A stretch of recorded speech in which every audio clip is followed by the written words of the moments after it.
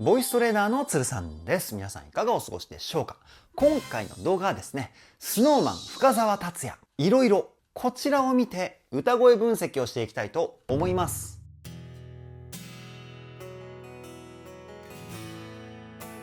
つるさんのボーカルルーム。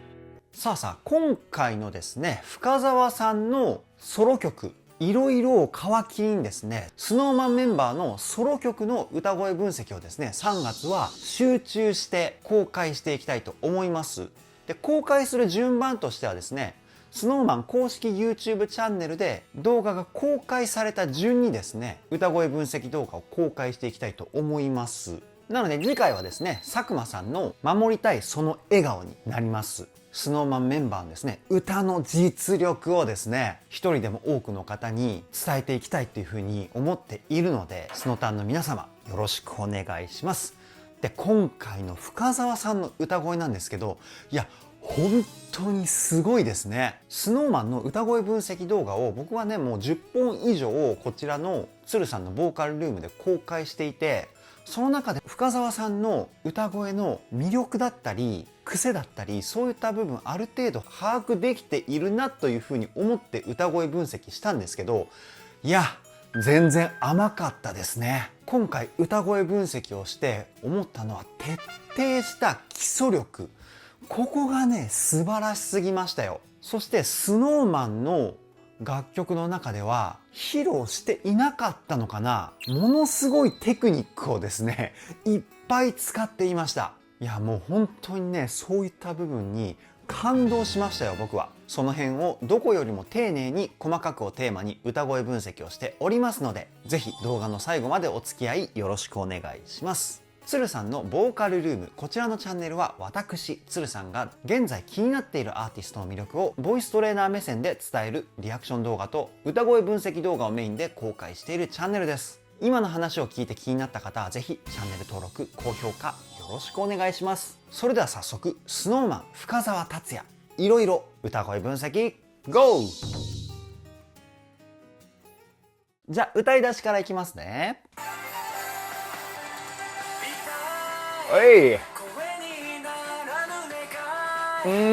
やっぱりいい声だな深澤さん。喉の奥をしっかりと開いた基本に忠実な声の出し方かなっていうふうに思います。痛いみたいな、こう喉の奥を広げるとはあ、こういう声になります。こういう声ってクラシックとかオペラの声の出し方に近いような歌い方なんですよね。で、歌の世界の中でやっぱり基本的なスキルが高い歌い方ってなるとクラシックオペラの方になります。なのでその高い基礎力をですね、深澤さんは歌声に取り入れてるんですよね。素晴らしいです。で、全体的にですね、うっすらこう息の音が混ざったウィスパーボイスではないんですけど、ちょっとハスキーな感じがですね、すごく聞いていて心地いいですよね。もう一回聞いてみましょう。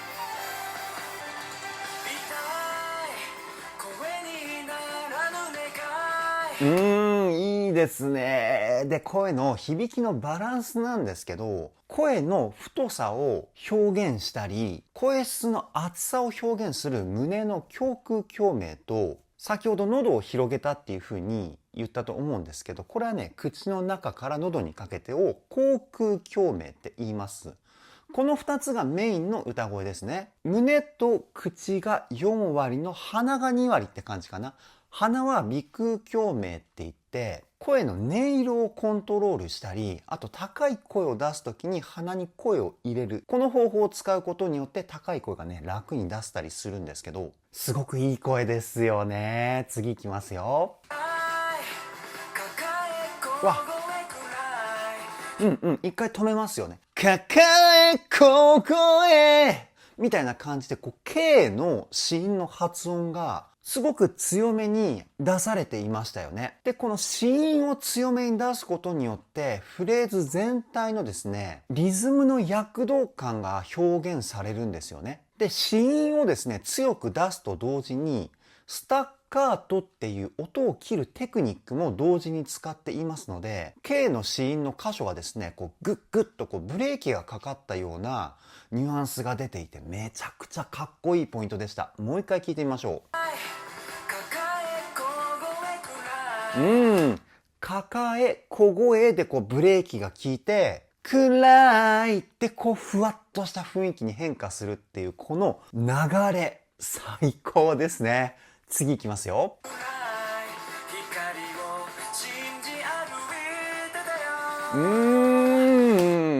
で、今のポイントなんですけど、かなり低い音域まで歌っていました。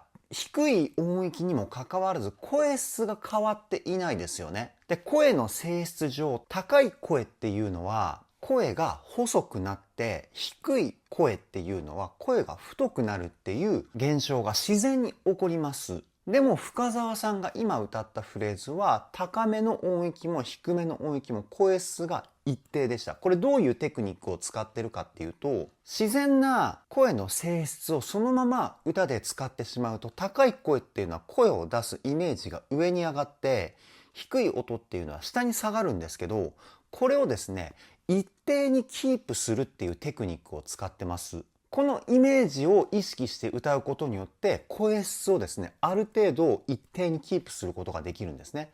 もう一回聞いてみましょう。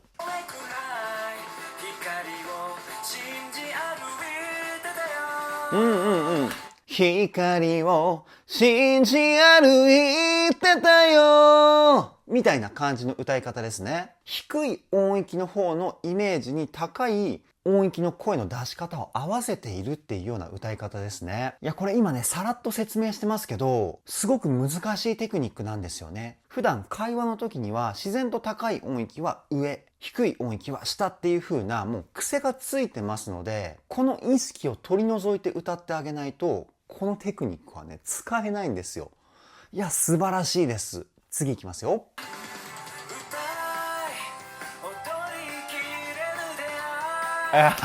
いいね。超爽やかですね。で、ここのポイントはですね、一つ一つの音を全体的にこう伸ばすようなイメージで歌ってるかな。こう線をつないでいくような。この歌い方がこの爽やかさにつながってるんじゃないかなっていうふうに僕は思います。もう一回聞いてみましょ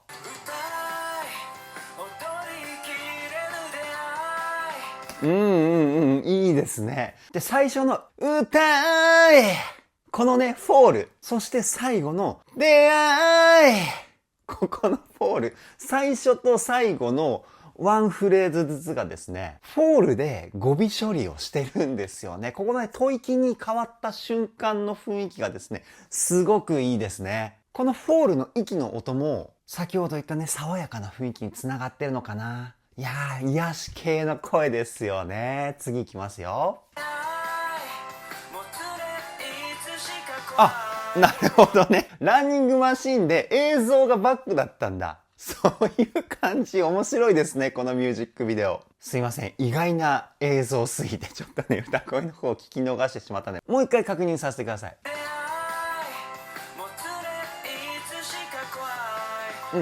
クワイ。ここが、ちょっとね、僕の中でポイントかなと思って、普通だったら、怖いっていう風に歌うと思うんですけど、ここにちょっとだけビブラートが入ってるんですよね。怖いみたいな。怖い。ゆっくりやるとこういったフレージングになってると思います。これね、すごい高等テクニックですよ。一瞬しか出てないので、普通にね、聞き逃してしまう方も多いと思うんですけど、これはね、すごいです。もう一回聞いてみましょう。ほらほらほらほら。怖いってなってますよね。わー、すごいね。今一瞬だけしか深澤さん使ってませんでしたけど、これを長いフレーズでやると、R&B 歌手とかがよく感想とかで、とかいうなんかフェイクあるじゃないですか。あれにつながるんですよ。で、これ原理としては、先ほど言った音をこう、下の音に投げ捨てるフォールだったり、で、音を低い音からこう高い音までこうしゃくり上げるしゃくりっていうテクニック。これと同時に、ちりめんビブラートって言われる、細かく小刻みに揺れるビブラート。でこういうビブラートがあるんですけど、これをですね同時にやるんですよ。だからダブルテクニックの歌い方なんですよ。いやーすごいですね。僕深澤さんのこういうテクニカルな歌い方初めて聞いたかもしれないですね。いつもストレートでこう癒し系な温かい声っていうイメージだったんですけど、いやー感動しました。次いきますよ。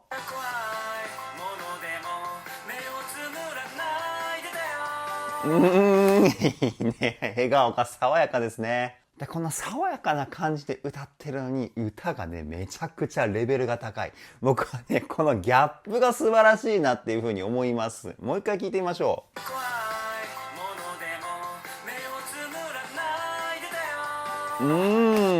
で、全体的にですね、歌詞が聞き取りやすいですよね、すごく。この理由としては、先ほど胸腔共鳴と口腔共鳴、この2つを同じぐらいの割合で使っているっていうふうに話したと思うんですけど、言葉のクリアさ、歌詞の聞き取りやすさっていうのは、口の中の口腔共鳴が大きく影響します。なので深澤さんはやっぱり口の中の空間の使い方がすごくうまいですよね。で、歌詞が伝わるっていうことはやっぱり聞いてる側としてはその歌声だったり歌詞が持つ情景っていうのをイメージしやすいっていう雰囲気を作ってくれるんですよ。いやー最高ですね。次いきますよ。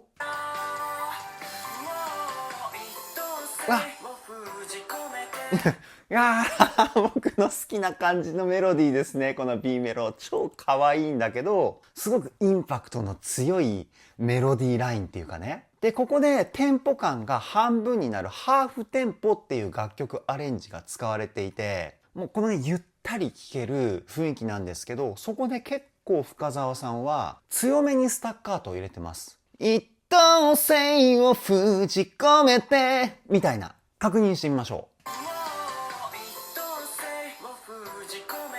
ほらほらほら、テンポがハーフテンポになってゆったりした雰囲気なんですけど、歌ではリズムを前面に押し出したいっていうことでこのスタッカートを使ったんじゃないかなっていうふうに僕は思います。超かっこいいですね。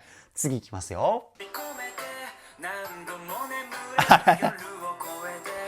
あららら、深澤さんがね宇宙を漂ってますね。こういうお茶目なところも可愛いですね。で、今のポイントはですね、先ほどよりもスタッカートの雰囲気は弱くなってるんですけど、その代わり子音をですね、前半よりも強めに発音して歌ってるかなっていうふうに思います。もう一回聞いてみましょう。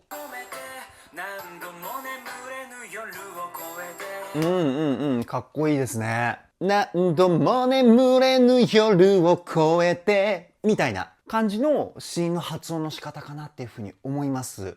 バリエーション豊富ですね。もう一回聞いてみましょう。特に夜のところは夜っていうふうに一つ一つの音を両方とも強い音、アクセントとして置いて歌ってます。これをすることによって夜っていう言葉だけがポンってこう前に浮き出たような雰囲気ありますよね。なのでこのポイントの時間的な雰囲気をですね伝えたくて夜っていう言葉を強調したんじゃないかなっていうふうに僕は推測します。次いきますよ。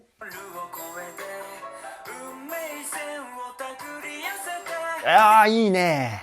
手繰り寄せてのここ高いね。男性では結構これね出ない人いるんじゃないかなっていうぐらい高いですね。僕は今ミックスボイスっていう地声と裏声の中間の声を使って今の音域を出したんですけど、深澤さんはかなり胸の響きを使って出した高音なんですよね。何が言いたいかっていうと、僕はミックスじゃないと出しにくいですけど、深澤さんは地声でこの音域を出すことができるんですよね。いや素晴らしい。もう一回聞いてみましょう。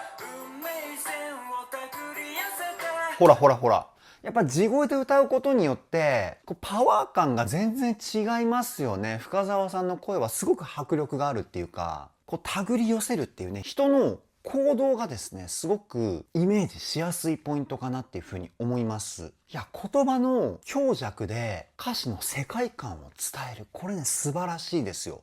次いきますよ。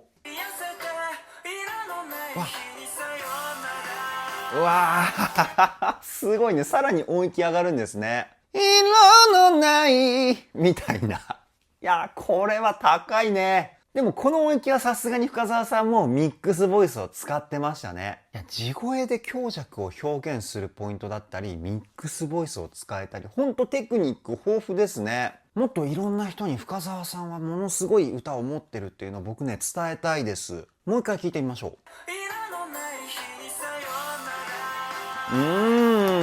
で、全体的に目をつぶって聞いても笑顔で歌ってるんだろうなっていう風にイメージできるこのね、明るい声質がすごくいいですよね。明るい声を出すためには、この顔の上部分をですね、響かせた声質っていうか、そのね、響き成分が必要なんですよね。で、その成分を簡単に出すための方法としては、笑顔で歌う。笑顔で歌うと、この辺の空間がですね、響いて明るい、先ほど言った目をつぶっても笑顔で歌ってるんだろうなっていう雰囲気の声になるんですけど、深澤さんの声はね、もともとその明るい響き成分が声に宿ってるんじゃないかなっていうぐらい、すごくナチュラルでね、聞きやすい声ですよね。次いきますよ。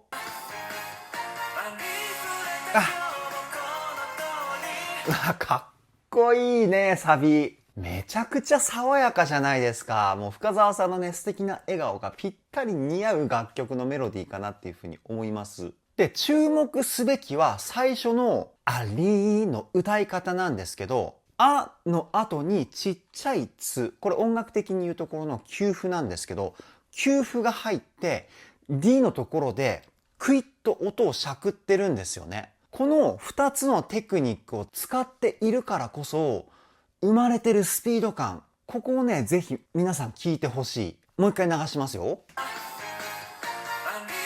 ら。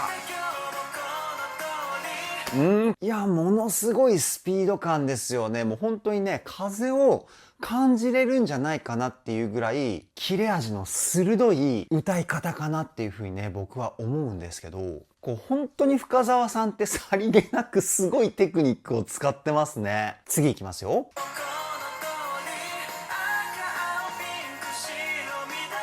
いい、すごくいい。高音域なのにすごく声が聞きやすい。で、歌詞も聞き取りやすい。で、サビってやっぱり一番メッセージ性が強いポイントだと思うので、すごく曲の世界観がイメージしやすいですよね。先ほども言ったかもしれないですけど、もう一回聞いてみましょう。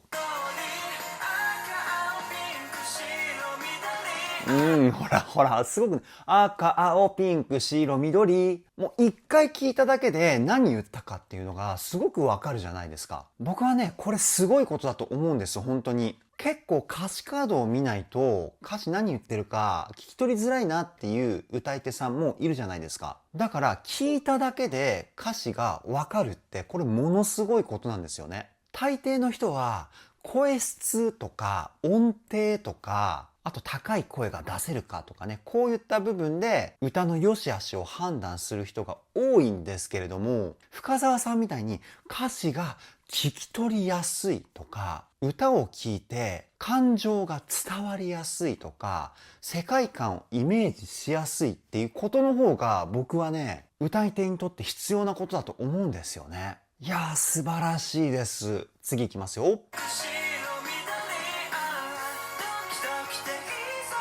うわすいません、止めます。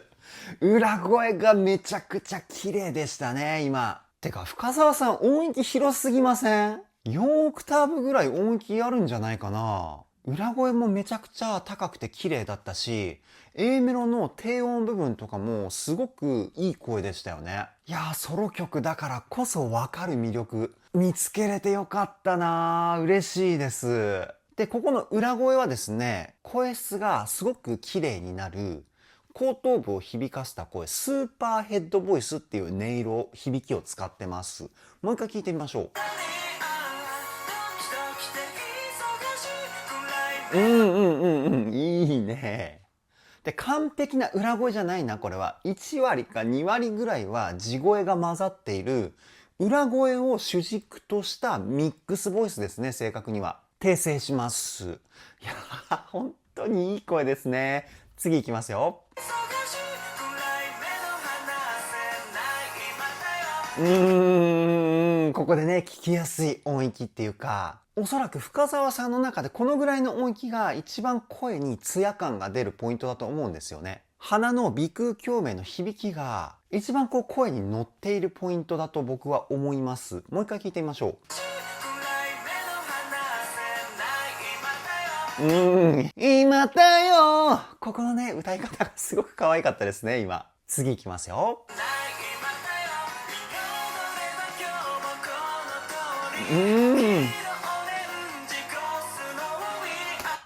聞いていてウキウキしてきますよね。楽しい気持ちにさせてくれる声というかね。絶対深澤さんの声にはね、マイナスイオンが乗っていますよ。すごく癒し系ボイス。これね、暗い気持ちになった時に聴きたくなる歌声と曲ですね。もう一回聴いてみましょう。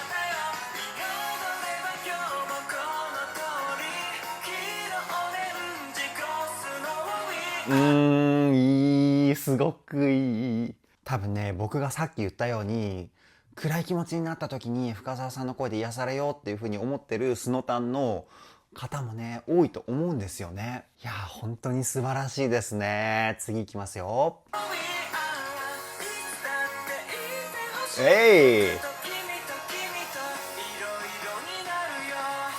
いいね。いろいろになるよ。ここのね、スパッと切れる感じがね、いいですね。ここで一番のサビが終わりっていう感じですね。本当に最後のね、語尾がスパッと切れるから、ここでここのストーリーは一旦終了ですみたいな、そういう完結みたいなね、雰囲気が出てて、すごくわかりやすい曲かなっていうふうに思います。次いきますよ。お、深澤さんが移動しましたよ。なんか違うシチュエーションでまた歌うのかな、これは。なんかカメラに映ってる深澤さん。インタビューシーンみたいな。これはね、次どんな感じなのか楽しみですね。行ってみましょう。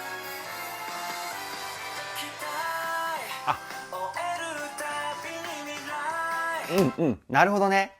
歌番組みたいな感じなのかな、これは。いや、ミュージックビデオの作りもですね、すごく見ていて楽しくなりますね。そしてここのフレーズ、最初、きたい。ここもシーンとスタッカートをですね、かなり強めに入れてるポイントですよね。もう一回聞いてみましょう。ほら。で、最後の未来。ここでね、しゃくることによって、またこの単語の言葉の意味を強調してるみたいなテクニックが使われています。次いきますよ。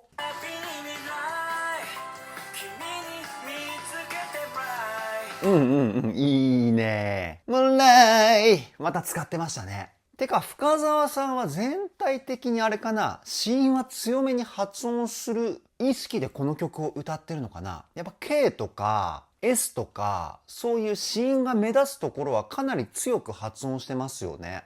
だから、歌詞が聞き取りやすいっていうのもあります。言葉をしっかりと滑舌よく歌うっていうのも大事なんですけど、子音を強く発音することによって言葉の輪郭がねはっきりしてくるというか、そういった効果もあるんですよね。子音の発音の仕方っていうのは。歌の練習だけではこの発音の習得多分ね難しいんじゃないかなっていうふうに僕は思っていて、テレビ番組で司会もやってたりするじゃないですか。やっぱりテレビでね話す機会が深澤さんは多いと思うんですけど、そういう経験も歌に生きてるんじゃないかなっていうふうに僕は推測します。もう一回聞いてみましょう。ほらほらほら、すごくね言葉がねスッと耳に入ってきますよね。いや、これはね本当にすごいですよ。次いきますよ。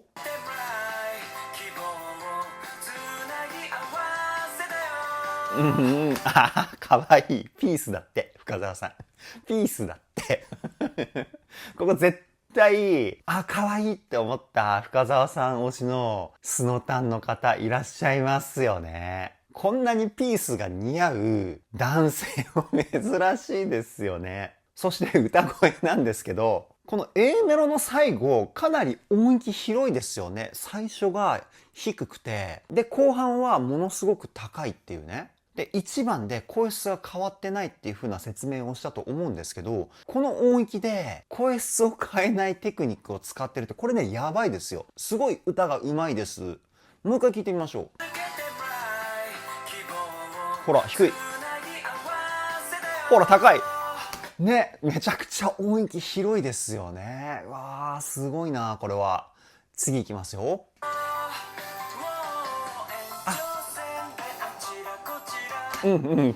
僕このメロディーすごい好きです。本当にすごい可愛いメロディーですよね。一番でも言ったかもしんないんですけど、こういうメロディーね、僕大好きなんですよ。でここでもやっぱりね、強めなスタッカート使ってますよね。もう一回聞いてみましょ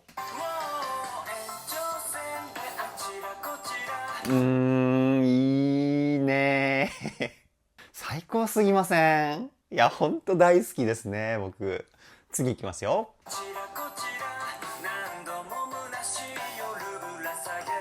あ、今深澤さんが叩いてるこれなんかね、あるんですよあるんですよって言ってもわかんないですよね。こう手で叩くとなんかドラムみたいな音がする電子楽器、これね一回だけ僕昔見たことあるんですけど、なんか DJ さんとかが使うような、なんつったっけな、なんとかパッド、なんかそんな感じの名前の楽器だったと思うんですけど、いや思わずね、懐かしくてっていうかね、今現在進行形で使われてる楽器なんですけど、僕が見たのがね懐かしくて思わず反応してしまいました。もう一回ねその楽器叩いてるとこ見てみましょうか。ほらなんか言われて聞いてみるとドラムに動きが合ってますよね。ドンツッとパンみたいな感じで叩いてましたよね。ほらやっぱりそうなんだ。で前半でなんかこう押してるのはこの楽器だったんですね。1番でなんか宇宙服を着た深澤さんのシーンだったから、なんか宇宙船のなんかパスワードをこう押してんのかなっていうふうに思ったんですよ最初。そうしたらまさかの楽器だったっていうね。うわ楽しいですねやっぱりね。次いきますよ。ほらほら DJ やっぱりそうじゃん。やっぱりほら DJ さんがよく使う楽器なんですよこれいやー動作がめちゃくちゃ可愛くてこうほっこりしますね。すいません歌声分析なのに。もう一回聞いてみましょう。いいね。今のところも高いところねこうグワッとこう一気に上がったスピード感がねめちゃくちゃかっこいいですよね。次行きましょう。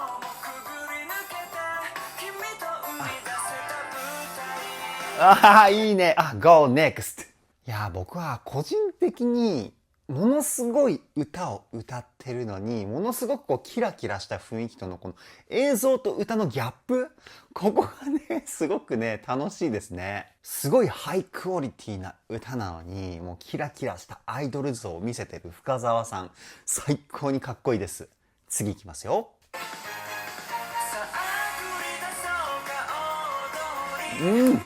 いいね。急にバックが真っ暗な背景での深澤さんのこのストレートな歌声。でもきっと今までの流れでいくとこのバックの暗い雰囲気が一気に華やかになるポイントは来るんじゃないかなっていう風にね僕は予想してるんですけど、でこのストレートな感じの歌声、どういう風に声出してるかっていうと、歌の基礎的な体の使い方としてこう腹筋があります。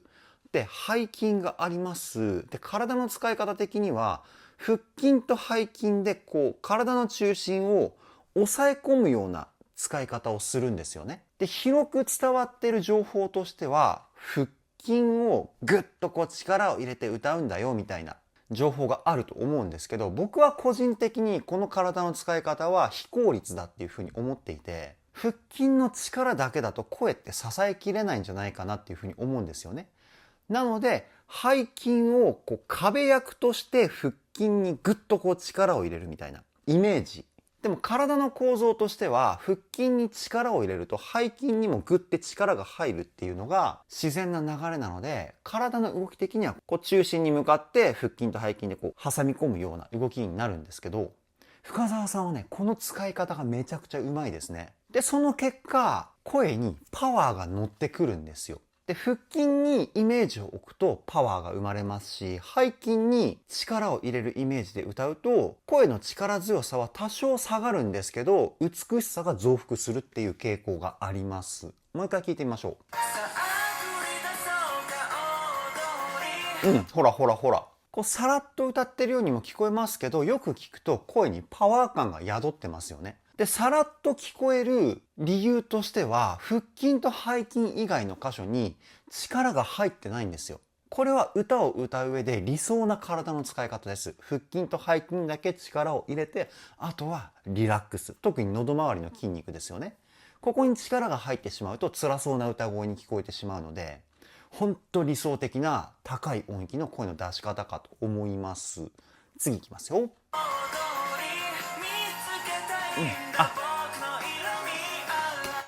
どういうことだ？なんかインク違うか、コップから何かがこうね、こぼれたシーンかな。だんだんね、何かこう増えてきましたね。真っ暗なところから。で、深澤さんのすごいところはですね、高音でも先ほど言った体の使い方がブレないんですよね。高い声っていうのは特に首周りとか、そういう声が苦しくなるっていうニュアンスが乗りやすい箇所にですね、力が入るんですよ。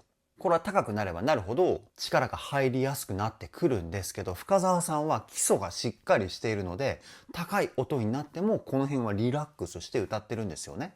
もう一回聞いてみましょう。ラーララララのあたりとかも音域高いのにすごく声が聞きやすいですよね。これはもう本当に首周りとかに力が入ってない証拠です。次いきますよ。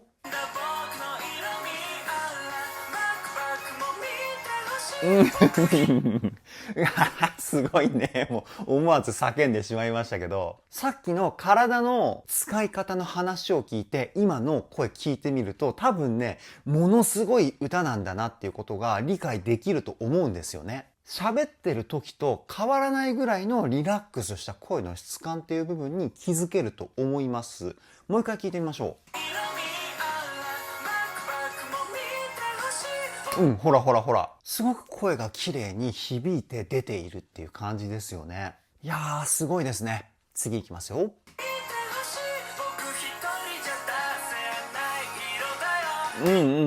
いいね。で、すごく美しい声からナチュラルな感じの深澤さんの一番こうね、甘さが出てるっていう感じかな。さっきはね、一番深澤さんの魅力がこう出せる音域っていう風な説明をしたんですけど、深澤さんが持ってるこうね、甘くて優しい部分が一番出やすい音域。これがね、今のフレーズかなっていう風に思います。もう一回聞いてみましょう。いいね。で、ハートをね、スプレーで書いてね、その中心には深澤さんみたいなシーン。いや、これ絶対キュンキュンしてる方いるでしょう。私そうですっていう方、コメントで教えてくださいね。次いきますよ。おい本当にね、今なんか変な、とかなんか変な笑い声が出てしまいましたけど、本当に楽しそう。サビだから特にこういう華やかな感じなのかな。で、メロディーもね、明るいしね、曲の雰囲気もこうね、爽やかだし、楽しさ全開って感じですよね。もう一回聞いてみましょ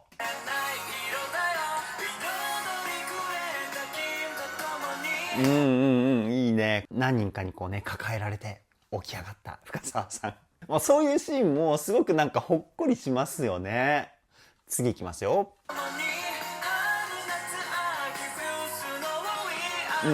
このスノーリーっていうのもやっぱスノーマンのスノーとかけてんのかな。一番も出てきたワードですよね。僕はね、個人的にそういう風に思ってしまったんですけれども、もう一回聞いてみましょう。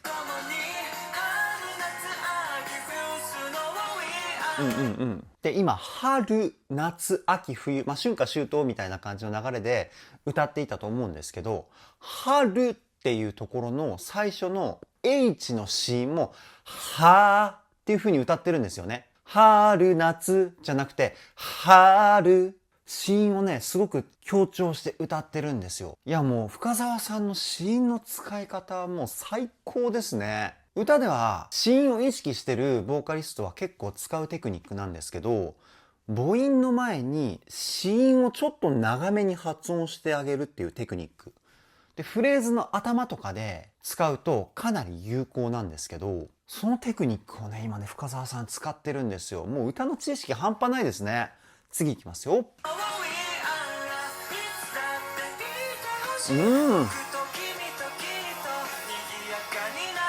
このサビのメロディーをね、こうスパッと終わるのがやっぱり好きだな、僕は。で、笑顔で歌っている深澤さんがね、爽やかすぎますね。もう一回聴いてみましょ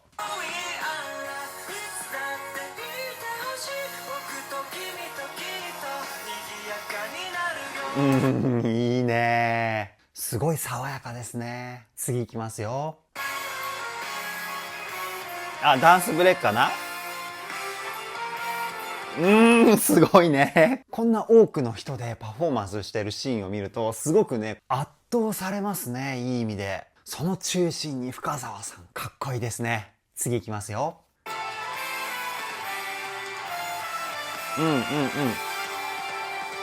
あ、深澤さんはみんなと同じ振り付けがあるっていうよりは、こうリズムを体で感じてるみたいなシーンなんですね。でもなんかちょっと動き始めましたね。いきますよ。あ、そういう感じ？絶対静かなサビでしょこの後。絶対そうでしょ？違うかな？で、今のシーンも踊るかと思ったら、ダンスとは違いますよね。こうパフォーマンスはしていましたけど、こう強めにね、足踏みをするっていうシーン。で、バックのサウンドがダンダンダンダンっていう風な、結構こうアタックの強い歌詞だったので、そこに足踏みを合わせたかっこいいシーンでしたね。さあ、静かなサビが来るのでしょうか？行ってみましょ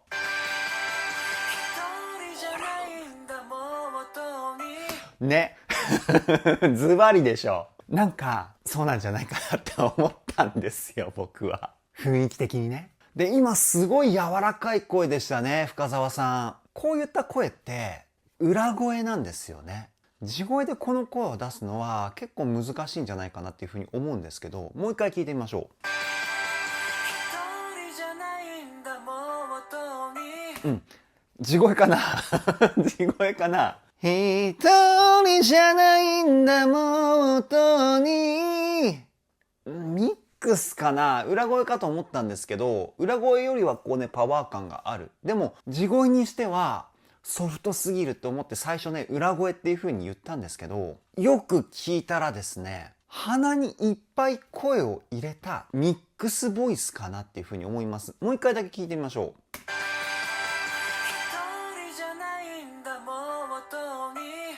そうだね。鼻に多めに声を入れたミックスボイス、あるいは地声ですね。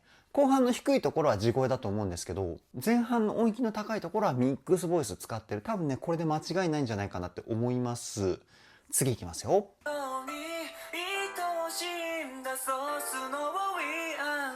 今のところはもう地声ですよね。最初の高いところはミックスボイスを使って音域が下がってくると同時に地声に変化していくみたいなポイント。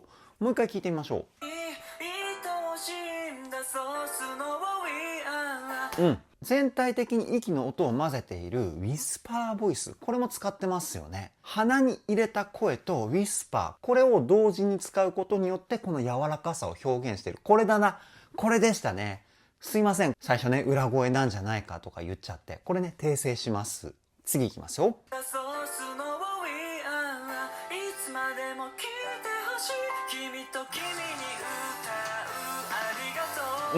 なるほどね。静かなところは柔らかい声。で、後半部分は多分ね、こっから盛り上がるんですよ。盛り上がるための助走っていう感じの歌い方ですよね。強い声質に変化していったっていうか。もう一回聞いてみましょう。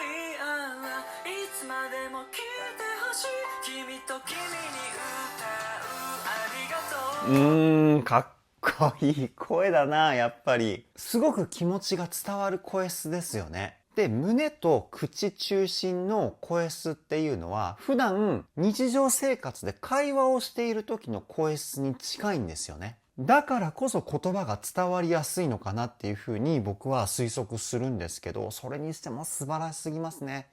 次いきますよ。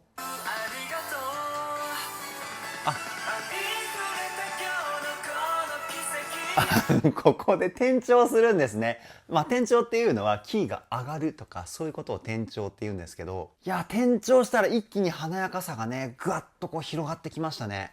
もう一回聞いてみましょう。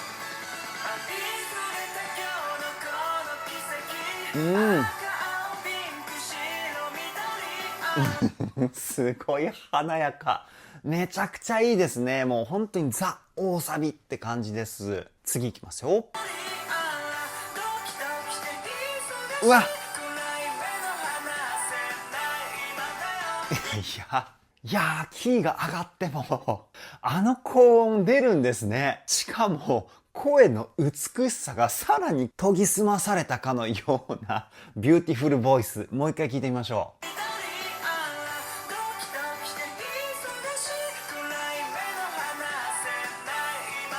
う。もう自然に笑顔になっちゃいますね。すごく温かい雰囲気がね、心地いい。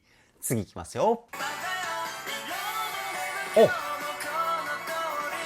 ちょっとごめんなさい、止めますね。今のところ雰囲気変わったの分かりますか？いつものサビと。これバックのサウンドがですね、違う音を使ってるんですよね。音楽の専門用語では代理コードって言うんですけど、例えば本来のところだったら、じゃあ1番のコード、伴奏を使いましょうっていう感じでバーンって入るんですけど、1番の代わりに、例えば、3番と6番も使えますよ。音楽理論上。だから雰囲気を変えたいときは3番を使ってもいいし、6番を使ってもいいですよ、みたいな法則があるんですよね。で、代理コードっていうのは、例えば、いつも使ってる1番が明るい雰囲気だったら、6番は暗い雰囲気みたいな、全く正反対の雰囲気になるんですよ。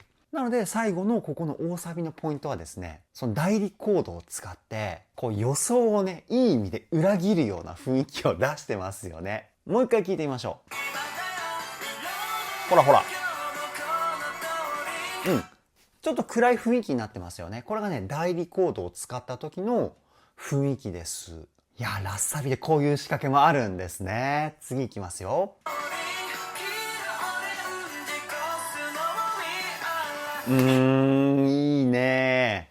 やっぱ雰囲気が変わってもね、かっこいいですよね。むしろこの雰囲気が変わったことによって、爽やかな雰囲気からかっこいい雰囲気に変化したこのギャップ、めちゃくちゃいいね。次いきますよ。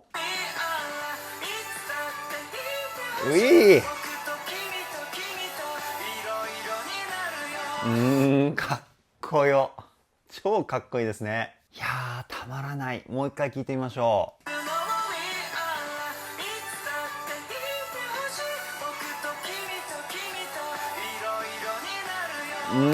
このね、紙吹雪がまたいいですよね。もうほんと華やかさをこうさらにね、増幅させてくれるというか。いやー、たまらないですね。で、あと動画が15秒ぐらい残ってるので、最後まで見ますよ。いきます。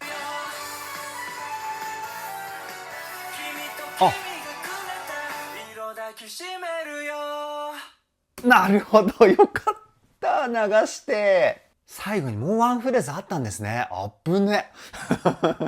超あっぶねですね、今。で、今のところは多分ね、むき出しの生声のポイントなんじゃないかなっていうふうに僕は思っていて、レコーディング後の歌っていうのは基本的に残響成分が乗ったリバーブっていう加工と、あと山彦成分が乗ったディレイっていう加工がされます。残響成分っていうのはお風呂場で歌ったようなこのふーんみたいなこう広がる感じ。で、山彦成分っていうのがカラオケでいうエコーですね。ワンワンワンワンみたいな。この二つが絶対にされて、それで人工的に自然な雰囲気を作り出すっていう編集が必ずされます。あとはね、音量を均一化させる編集だったり、あと声をすごくクリアにするようなイコライジングっていう風な編集とか、いろいろあるんですけど、ここは自然な部屋なり、残響成分と山彦成分、この二つがカットされた声なんじゃないかなっていう風に思います。もう一回聞いてみましょう。色抱きしめるよのところだけ先ほど言った残響成分と山彦成分がカットされてる状態の声ですね。で、その2つがカットされると声がですね、こうぐっとこう近づいてきたような雰囲気を作ることができるんですよね。なので最後のこのワンフレーズはですね、ぜひイヤホンで聞いてみてください。本当に深澤さんの声がですね、こう近づいてきてくれてるような雰囲気を体感できると思いますので、おすすめです。いやー、最高に素晴らしすぎましたね。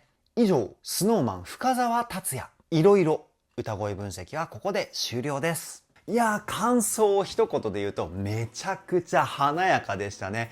歌声も素晴らしいですし、ものすごく人間味を感じる歌声が僕はね、個人的に深澤さんの声の魅力だっていうふうに思いますし、でも歌のレベルもものすごいところにいるんだなっていう風な細かいところをね、今回の深澤さんのいろいろで知ることができたなという風に思います。もっとね、この感動をいろんな方に僕はね、伝えたいという風に思っております。なので、もし僕のこの意見に賛同してくれる方はですね、ぜひね、SNS でこの動画で深澤さんの魅力をいろんな方に伝えるために拡散していただけたらなというふうに思います。いや、そう思ってしまうぐらい本当に素晴らしい歌声でした。これからも SnowMan 全力で追っていきたいと思います。それでは今回の動画はここで終わりです。動画の内容を気に入ってくださった方はチャンネル登録、高評価よろしくお願いします。ではでは、ボイストレーナーのつるさんでした。